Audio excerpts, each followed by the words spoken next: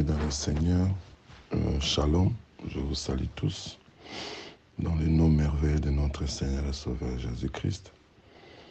C'est bien moi, votre humble serviteur encore, le révérend Nicolas Tongo. Je suis très content pour l'opportunité que le Seigneur nous offre encore ce matin. Et vraiment, je vous en remercie beaucoup. Vous qui avez pris votre temps pour essayer de suivre ce petit audio. Je suis convaincu que le Seigneur va vous faire du bien.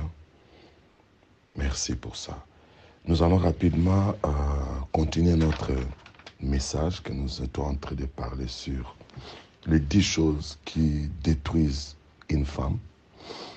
Il y a 10 choses qui détruisent une femme et aujourd'hui, la fois passée, on a parlé de 3 choses. On a parlé de la femme querelleuse, excusez-moi. C'est dans Proverbe 21, le verset 9, qui nous a aidé à comprendre un peu tout ça. Et nous avons parlé la femme à haute opinion. Nous avons cité le verset comme Romains 12, 3 à 8, 1 Corinthiens 10, verset 10 et Proverbe 27, le verset 1 à 2. Nous avons aussi parlé, le troisième point, la femme avec la langue du serpent. Nous avons pris Jacques 3, le verset 5 à 10, et nous avons parlé des Proverbes 31, le verset 26. Elle ouvre sa bouche avec sagesse, et les instructions aimables sortent de sa bouche. Donc, nous avons essayé de parler de ces 3 points, et pour gagner du temps, on n'aura plus le temps de retourner encore en arrière. Si vous avez raté, demandez à votre ami, à votre frère, peut-être qu'il vous a transféré ce message, de vous transférer le point 1, 2 et 3 que nous avons parlé hier. Aujourd'hui, nous allons continuer la 4e partie. Et nous allons parler d'un sujet très important, un sujet bien aimé. Je ne sais pas comment je vais vraiment expliquer sur ce sujet, mais un sujet qui a fait que beaucoup de gens ont commis de meurtres, surtout les femmes, et beaucoup des hommes sont enterrés à cause de ces sujets. Et beaucoup de foyers sont complètement divisés. Beaucoup sont même en prison à cause de ces sujets. Donc un sujet franchement très, très dangereux. La convoitise. La convoitise, c'est un sujet sérieux. Nous allons essayer, par le Saint-Esprit, d'en parler. La convoitise, c'est le désir extrême ou immodéré de posséder quelque chose. C'est aussi le désir de posséder ce qu'on n'a pas le droit d'obtenir. Vous avez quelqu'un qui souffre de cette maladie, de la convoitise. Il vit dans ces désirs-là extrêmes. Quand il voit quelque chose, il veut en avoir. Il attend parler de quelque chose, il veut en avoir. Elle ne laisse jamais cette personne quelque chose passer comme ça. Et le danger de ça, si une femme vit dans un esprit de la convoitise. Ça, c'est très dangereux. Nous avons parlé la fois passée, nous avons vu la convoitise d'Akan. Comment est-ce qu'il a permis la mort de toute sa famille à cause de sa convoitise. Et aujourd'hui, nous parlons de la femme. Quand une femme a la convoitise comme Delilah, nous avons vu dans la Bible, Delilah, malgré l'amour avec Samson, malgré toutes les bonnes paroles qu'elle donnait à Samson, malgré tout ce qu'elle faisait pour prouver à Samson que je t'aime, mais elle avait la convoitise dans son cœur.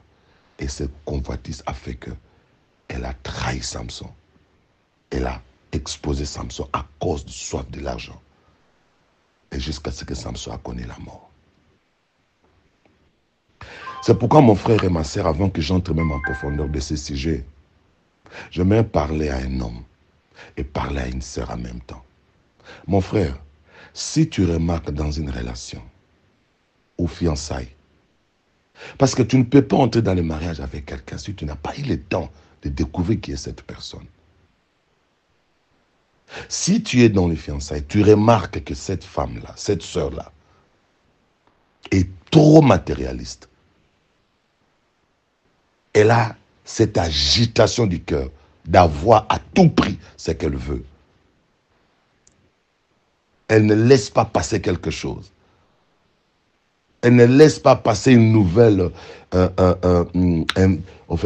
invention. Peut-être qu'on a créé quelque chose pour les femmes. Voilà, il y a certaines choses comme des cabellos. Oh, il y a un nouveau... Donc, elle ne dort pas à cause de ça. Elle te dérange matin, midi, soir pour ça. Bien-aimé, c'est un signe pour toi de bien vérifier cette relation. C'est un signe que demain, cette femme-là risquerait de te vendre comme Delilah. À cause de cette soif-là, ce désir extrême-là, elle risquerait demain de mettre le poison dans ta nourriture. Elle risquerait demain de t'exposer entre les mains de tes ennemis. Delilah nous a donné l'exemple. Il y a des femmes Delilah jusqu'aujourd'hui. Il y en a. Plein même. Leur nombre ne fait qu'augmenter. Ça devient un danger pour un homme aujourd'hui d'épouser une femme. Surtout si tu n'arrives pas à découvrir si cette femme était Delilah ou non. Parce qu'une femme Delilah n'aura pas pitié de toi pour t'exposer. Parce que lui veut gagner quelque chose. Et s'il veut gagner la chose, si la chose-là exige que toi tu puisses partir, elle va t'exposer. Parce que la convoitise n'a pas d'amis, n'a pas de pitié, n'a pas de pardon. La convoitise rend quelqu'un aveugle. Il peut oublier les relations que vous avez. Il peut oublier les bienfaits que tu as toujours fait pour elle. Quand une femme est dans cette dimension-là. Lisons un verset dans 1 Jean 2, le verset 16 à 17. Écoute ce que la Bible dit dans 1 Jean 2, le verset 16 à 17.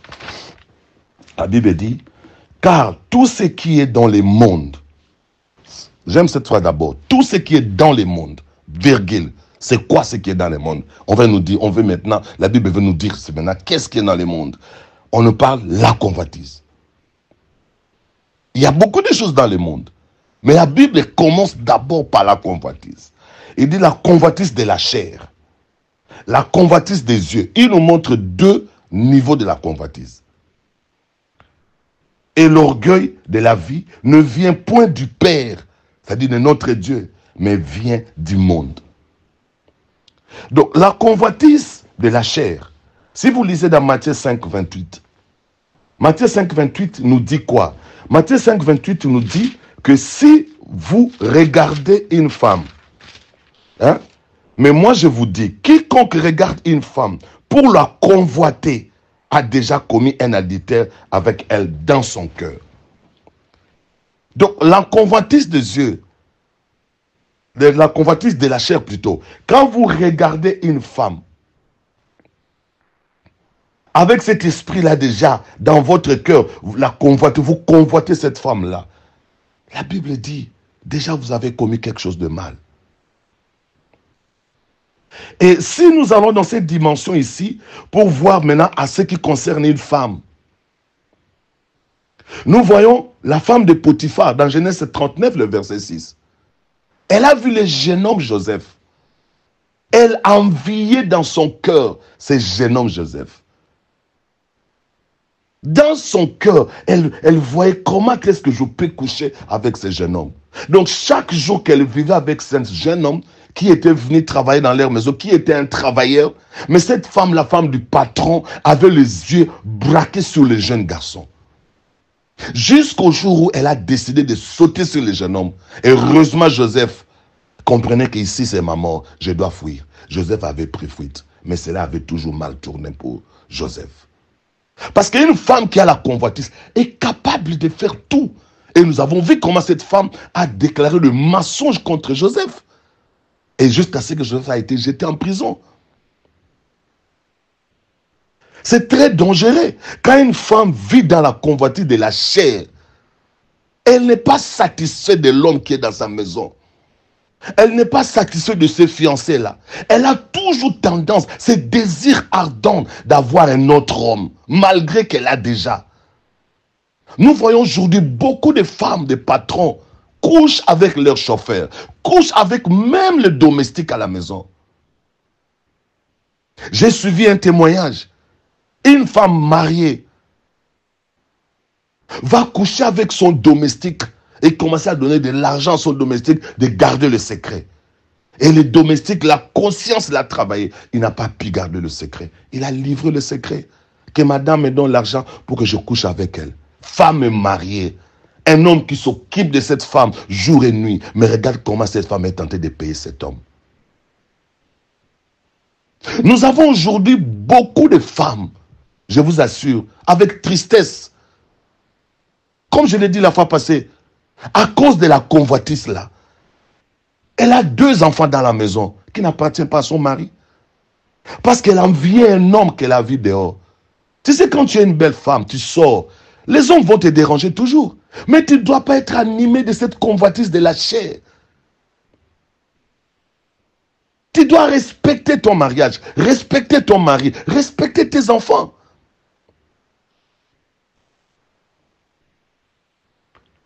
Bien-aimés, je vous assure, aujourd'hui, je ne sais pas comment expliquer cette convoitise ici. Ça fait peur. Tu vas te marier avec qui, mon frère? Il y en a d'autres qui sont malignes. Elle peut cacher cette convoitise-là de la chair. Elle cache. Elle ne te fait pas voir. Tu la trouves comme une femme parfaite. Vous savez, toute femme, lorsqu'elle est dans l'étape où elle veut se marier, je vous assure, elle se comporte toutes comme des anges venus du ciel. Elle va te montrer le bon côté. Elle va te prouver que je suis la meilleure femme. Parce qu'elle veut le mariage. Mais dès qu'elle entre dans ta maison, c'est à ce moment-là que la convoitise de la chair va prendre place. Et quand tu vas découvrir, c'est trop tard. Tu as déjà 2, 3 enfants dans ta maison qui ne t'appartiennent pas. Et quand tu vas comprendre trop tard, elle a déjà mis le poison dans ta nourriture. Elle t'a déjà exécuté comme délit là.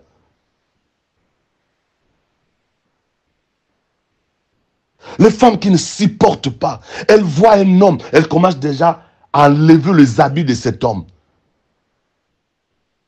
Ah, j'aime des hommes élancés. Ah, j'aime des hommes courts. Ah, j'aime un homme qui a la peau noire. J'aime un homme qui est clair. J'aime un homme qui parle bien. J'aime un homme qui sent bon. Tu es déjà marié. Tu es fiancé. Tu as quelqu'un. Mais tu continues à aimer encore d'autres personnes. La convoitise de la chair. Maman, si aujourd'hui, pendant que je prêche ça, tu es dans les cas, je t'en supplie, entre à jeûne une prière de 3 jours. Demandez à Dieu de tuer la convoitise de la chair dans ton cœur. La convoitise des yeux. La convoitise des yeux, bien-aimés dans le Seigneur. Nous voyons l'histoire dans Genèse 3 et 6. La Bible dit que la femme a vu l'arbre était bon pour manger. Elle a vu qu'il était bon pour manger.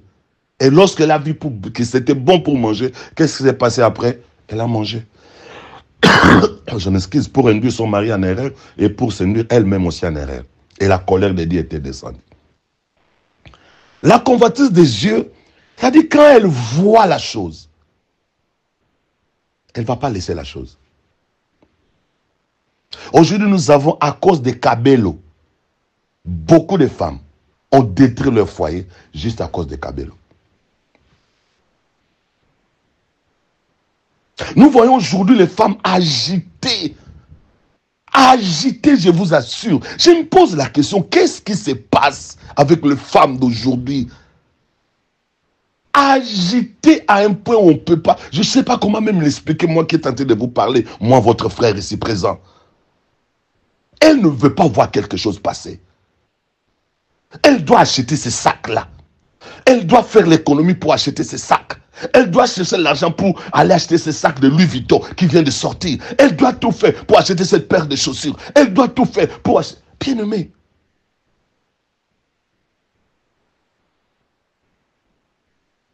J'ai eu un témoignage d'une sœur. Elles étaient des grands amis.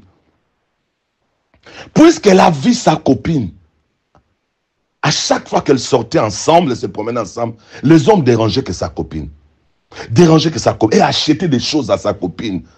Des habits, des cadeaux. Et elle, maintenant, elle était devenue malheureuse dans son cœur. Comme la convoitise était dans la ronger là. Elles étaient des grands amis, les deux familles se connaissent. L'autre peut dormir chez son ami et l'autre aussi peut aller chez son ami dormir. C'est-à-dire qu'ils partageaient une même vie d'ensemble. Mais vous savez ce qui s'est passé? La convoitise l'a poussé à aller voir un féticheur. Et le féticheur l'a demandé, amène le sous-vêtement de ta copine. Elle amène le sous-vêtement de sa copine pour que sa copine, les hommes ne puissent plus suivre sa copine comme un chien. Elle a détruit la santé d'intimité de sa copine. Sa copine commençait à dégager de mauvaises odeurs. Et tous les hommes qui venaient, ils ont décidé de prendre fuite parce qu'elle dégageait très mal. Qui a fait ça? Une copine propre à cause de la convoitise. Elle a convoité la vie de sa copine alors que ce sont des amis.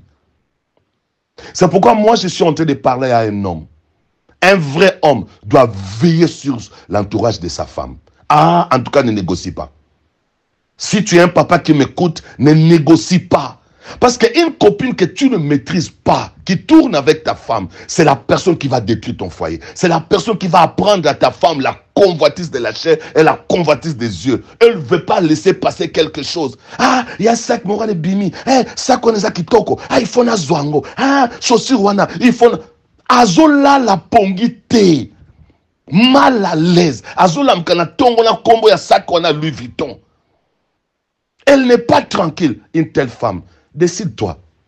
Décide-toi. Si tu ne l'avais pas compris avant et que tu comprends maintenant, elle est déjà dans ta maison. Sois un homme. Parce que si tu n'es pas un homme, un jour, à cause de ce sac de Louis Vuitton là, elle mettra des poisons pour rester avec un homme qui lui va l'acheter, ce sac de Louis Vuitton. À cause de cette paire de chaussures là, que toi tu ne maîtrises pas ta femme, elle te ment, je fais le lit Kelemba, alors qu'elle ne fait pas le lit Kelemba. Alors que l'argent là qu'elle gagne, elle prend ça entre les mains des autres hommes. Toi, tu es un papa, tu ne surveilles pas. Tu es toujours là en l'air. Mon frère, ma soeur, un jour, tu viendras trouver ta femme sur le même lit que vous dormez. Un autre homme va dormir sur ça. Et les Congolais balobaka pour okolapa. Olapa. Aosalo ya mbalasuka. Bien aimé, il faut faire très attention avec une femme qui a la convoitise. Une femme qui a la convoitise est capable de tout. Capable de tuer. La convoitise peut amener quelqu'un à faire de meurtre. Nous voyons le cas de Caïn et Abel. Caïn a envié l'offrande de son frère. Et qu'est-ce qu'il a fait ensuite? Il s'est jeté contre son frère et il l'a tué. La convoitise peut pousser quelqu'un à faire des crimes. La convoitise peut amener des guerres. Nous voyons, si nous regardons notre pays, le Congo, rempli de richesses, vous avez vu comment d'autres pays sont en train de convoiter la richesse du Congo et ils créent la guerre. Le Rwanda crée la guerre avec le Congo. Et nous avons d'autres pays qui envient le Congo. Aujourd'hui, ils viennent provoquer la guerre au Congo. Combien de morts? Plus de 12 millions de morts. Parce qu'ils sont tentés de convoiter la richesse qui est dans ces pays, qui est le Congo. La convoitise peut t'amener, bien-aimé, à devenir un grand assassin, un grand sorcier. Tu peux tuer des milliers de personnes à cause de la convoitise. C'est pourquoi je dis que la convoitise, je ne sais pas si je peux comparer ça avec quoi. C'est-à-dire, c'est une maladie qui est au-dessus de tout. Quelqu'un qui a l'esprit de la convoitise, c'est l'ami propre de Satan. L'ami propre de Satan. Nous avons vu même des hommes empoisonner leurs amis à cause de la convoitise. Et grave, si une femme est dans cet esprit-là, c'est à mort. Alors aujourd'hui, j'aimerais qu'un papa puisse faire une étude approfondie sur sa fiancée ou sur sa femme. Parce qu'une femme qui a la convoitise, sachez-le bien mon frère, demain, elle va t'exposer. Elle peut te tuer.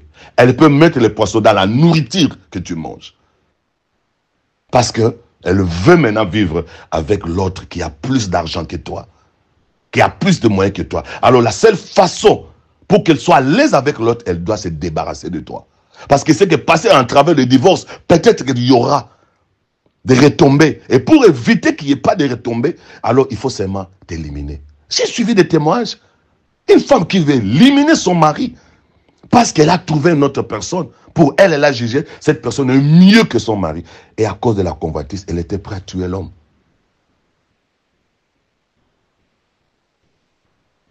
Les conséquences de la convoitise, écoutez, quand vous aimez beaucoup la convoitise, voici le premier conseil, il y a la rupture de la communion avec Dieu.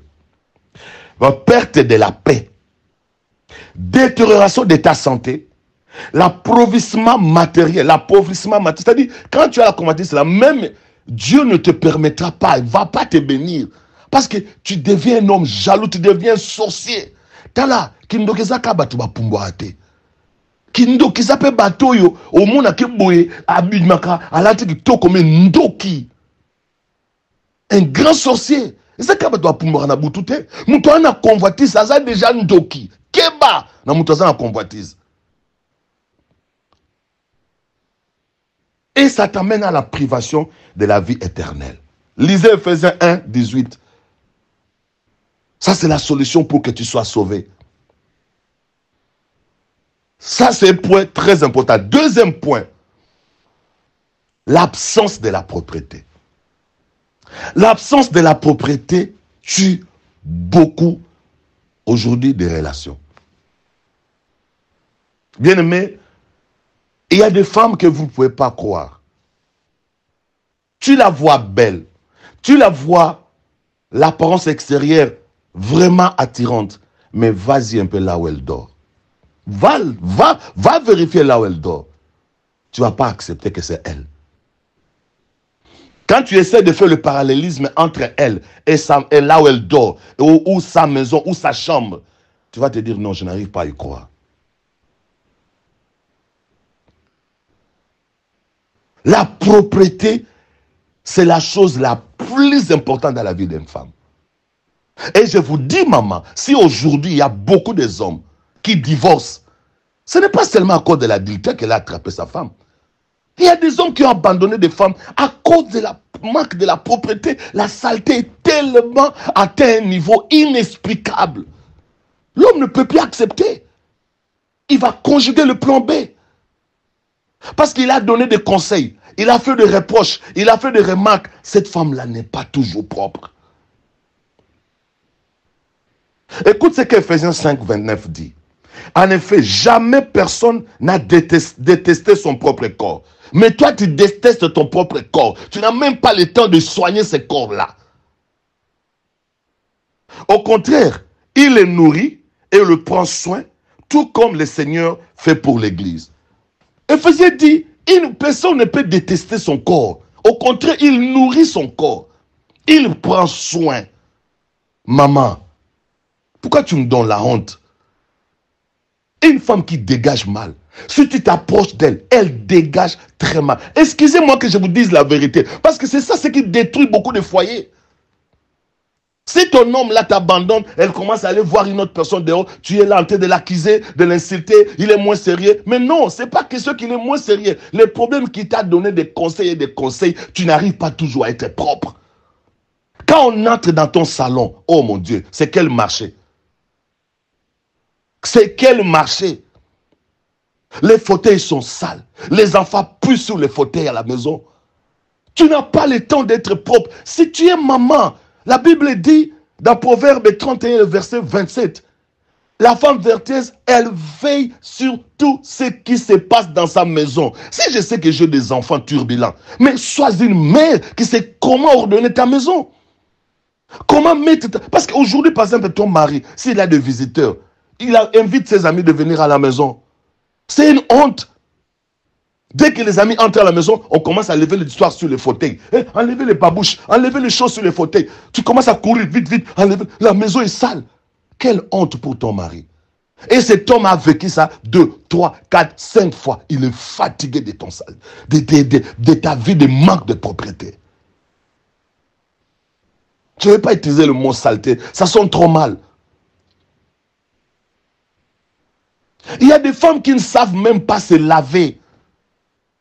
Aujourd'hui, avec la modernisation d'aujourd'hui, il y a beaucoup de méthodes qui peuvent permettre à une femme d'être propre, maman.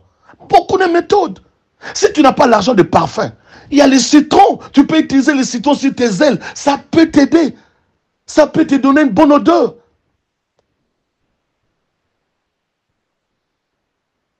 Vous savez, même dans l'intimité, que ce soit pour l'homme aussi, ou la femme, vous devez tout faire pour que votre conjoint soit à l'aise avec vous. Ça, c'est très important. Il y a beaucoup de gens dans une relation, ils négligent. Même un homme, j'en parle. Parce que je parle des femmes, mais je peux aussi parler par ricochet des hommes. Quand un homme, tu n'es pas propre, ta bouche dégage. Quand tu parles, il y a des salives qui sortent. Tu n'es pas propre. Cette femme-là peut se décourager.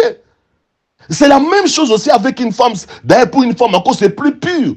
Quand vous êtes là dans une relation, ton homme est là avec toi. Tu dois être cette expression qui dégage la propreté. Ton homme doit être fier de toi. Quand il s'approche de toi, il est à l'aise de te prendre dans ses bras. C'est pas quand il s'approche de toi, il met son nez sur ton cou. Quelle odeur! Non, je demanderai à une femme aujourd'hui. La propreté, c'est quelque chose de très, très important. Jean 3, 1, verset 2. La Bible dit, bien-aimé, je souhaite que tu prospères à tous égards, comme prospère l'état de ton âme et que tu sois en bonne santé. Bien-aimé, quand la propreté n'est pas là dans la maison, ça peut amener beaucoup de maladies. Tu ne seras pas en bonne santé, alors que la Bible exige que tu sois en bonne santé. Maman, pour que tes enfants soient en bonne santé, ton mari en bonne santé, la maison doit être propre. La maison doit être propre. Ta première préoccupation, dès que tu te réveilles le matin, tu attends ton mari quitter le lit. Dès que ton mari quitte le lit, tu entres dans la chambre, tu mets ta chambre propre. Parce que le mari peut aller au boulot et 2 heures après, il dit, je rentre, je vais aller dormir, je ne me sens pas bien. Il faut qu'il trouve que le lit est propre. Mais vous savez combien de femmes, depuis qu'elle a quitté le lit, elle laisse le lit comme ça, elle va encore arranger le lit lorsqu'ils seront prêts pour dormir la nuit. Il dit au mari, attends un peu, donne-moi 2 minutes, hein, donne-moi 2 minutes. Elle commence à ranger le lit, poum, poum, poum, poum. Quel genre de femme? Et l'homme est là debout, il attend. Mademoiselle est tentée d'arranger le lit à 22 heures, à 23 heures, au moment où ils veulent dormir. Cet homme-là, s'il ne te crée pas un plan B, peut-être c'est un homme, je ne sais pas. Il vient tout droit du ciel. S'il continue à te supporter comme ça, il vient tout droit du ciel. Il vient du ciel. Parce qu'un homme comme ça, il va te créer un plan B. Il aura un plan B. Comment je dois attendre 10 minutes cette femme arranger le lit à 23 heures pour avant que je puisse dormir? Ça, c'est quel genre de femme? Ne parlons même pas de la toilette. Vous savez, si vous voulez manger dans la maison de quelqu'un, je vous donne un conseil. Ou boire même l'eau dans la maison d'une personne, quand vous arrivez. Moi, c'est ce que je fais. Je demande d'abord, je vais faire pipi. J'entre dans ta toilette. Je saurai ta propreté au niveau de ta toilette. L'état de ta toilette peut m'encourager de boire de l'eau dans ta maison. Mais si ta toilette est sale, je ne veux pas boire de l'eau dans ta maison. Je ne veux pas boire de l'eau. La toilette est quelqu'un. Que le Seigneur bénisse une femme qui m'écoute ce matin. C'est 2 points très importants dans la vie d'une femme. La convoitise, ça doit partir. L'absence de la propreté. Il y a des papas qui pleurent. Un homme qui sort sa chemise sale. Quand vous regardez là, vous voyez que cette chemise n'a pas été repassée. La femme n'a pas le temps de regarder la chemise de son mari. Et le mari sort. Maintenant, ce sont ses amis au boulot qui lui disent, oh, mais on repasse la chemise en bien. T'as la colle côté. Ils ont moi salité. Ah, mon frère, n'a bien qu'à presser. À cause d'une femme, alors qu'elle a une femme à la maison. Elle a une femme à la maison qui n'a pas le temps de veiller sur la propriété. Salité, on dirait Bana Kuluna. On dit maintenant que les enfants d'un monsieur, mais ces enfants partent à l'école comme les enfants d'un Kuluna. Les enfants, les habits sales, les enfants dégagent de mauvaises odeurs. Ici, chez nous, en Europe, si tu te comportes comme ça, demain, les sociales viendront et ravir. Je connais une maman, on a ravi les enfants entre ses mains, parce que les enfants partaient à l'école toujours sales, comme s'il y avait la guerre à la maison le matin. Et les enfants ont fui la guerre à la maison le matin pour aller à l'école. L'état des enfants était dégueulasse. Et le social est descendu. On a pris ces 2 enfants entre ses mains. Elle est devenue folle. Dans ces pays-là, attention, Peut-être en Afrique, tu peux le faire, mais ici en Europe, attention. Donc, je demande à une femme de prendre une décision, de laisser la convoitise et de laisser